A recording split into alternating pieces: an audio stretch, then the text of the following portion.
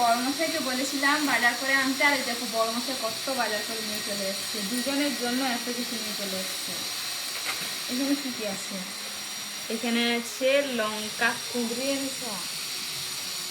কুঁদরি আমার ফেভারিট। এটা খেলে বুদ্ধি নাশ হয়, ওই জন্য ভাল লাগে না। কুঁদরি কম করে এনেছি। আমার ফেভারিট জিনিস লঙ্কা, পটল আছে আর ঝিঙ্গা। এখানে লঙ্কাটা বাদ দিয়ে বাকি যা আছে 30 টাকা, মানে টোটাল 40 টাকা এটা।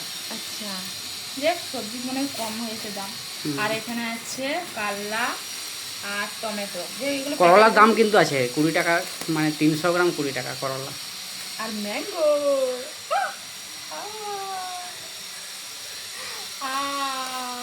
আর এখানে আছে শসা আর কাঁচা লঙ্কা। এত লঙ্কা এনেছো কেন?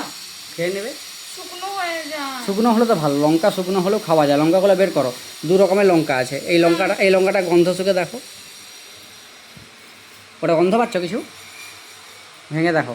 এটা কচি লঙ্কাটা না গো, ঝাল আছে। এইটা ওটা শুঙ্গো।